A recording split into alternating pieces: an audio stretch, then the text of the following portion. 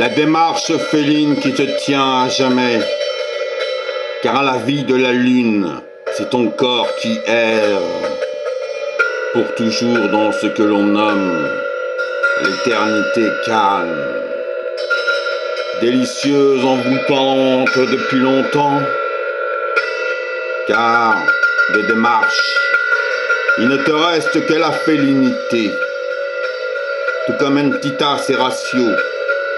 Ta beauté est l'éclair d'une âme sphérique, ressemblant à l'anima. De quoi s'agit-il? L'anima est l'âme de la poétique qui assemble l'interaction de la philosophie métaphysique vitaliste avec le sensualisme, tout aussi belle et envoûtante que sensualiste. Nous la nommerons l'anima sensualiste.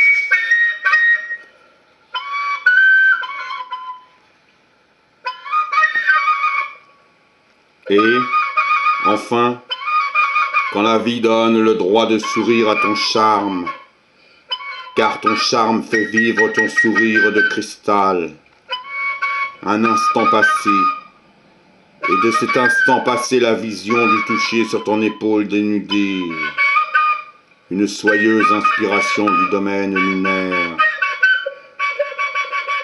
Enfin, et pour toujours, car à jamais l'amour est perfection dans les stries lointaines de la vue, car la vue est fusion d'éléments vitaux, comme ce baiser éclaté. Il fut assoiffé par la tentation de renaître. Ses seins perlés, ses dos cuivrés, remirent en question la sensitivité naturelle d'autres sens. Sa démarche.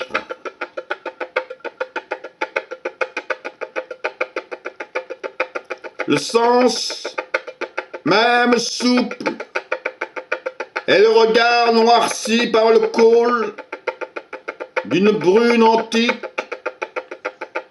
Là, le sein est brun, car la poétique est sensuelle, telle celle que l'on appelle sensualiste.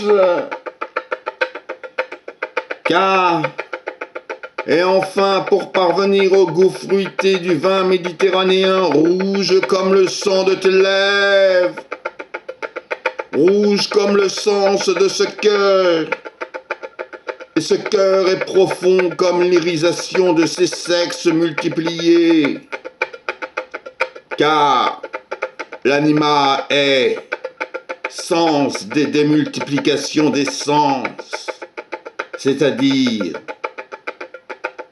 des oraisons amoureuses, libertines et orgiaques. De fait, de la sensation, l'anima sensualis est inspiration de la beauté aux yeux sorciers, l'envoûtement de ton regard et qui attire et qui sublime la félinité de ta stature. Enfin, car la stature est la brisure des sens, sa démarche naturiste.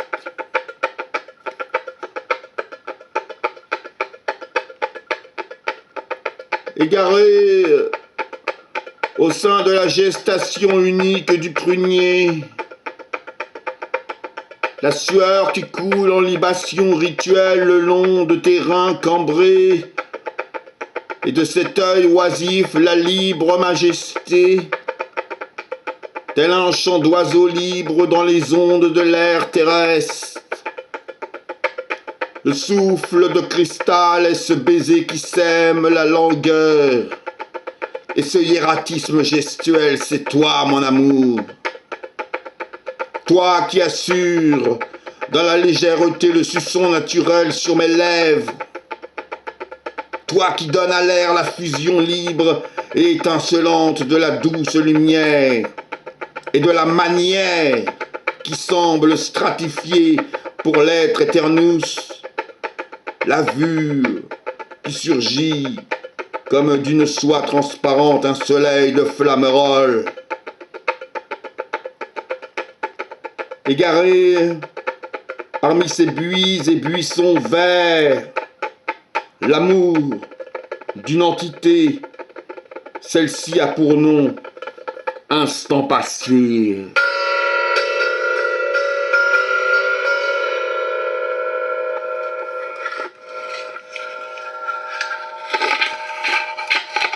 Tout se passe dans la gestualité, car de cette dernière, il est ta sœur inassouvie de désir, onaniste. La sensation du toucher est éteinte par la candeur calme et fuyante du reflet, se nourrissant à travers l'onde de cristal. Ce reflet, c'est ton visage anamorphique, c'est-à-dire le calme qui t'est immanent à la recherche de l'Apache.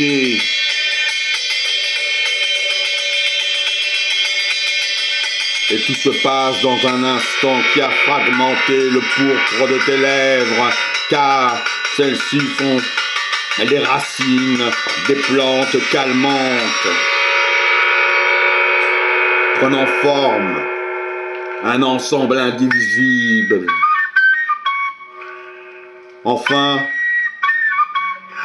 quand de ces ondes, visions miroirs, le calme cosmique de l'ouïe, de la terre ruisselante, tu délaisses et démêles autant tes cheveux au sein de son cycle saisonnier, qui n'en finit plus d'être silencieux, comme l'harmonie de ce coude mat et de ce bracelet d'argent antique soulevé par une gestuelle sensuelle, la main digne du calice du poète futur, la main digne du calice du poète futur.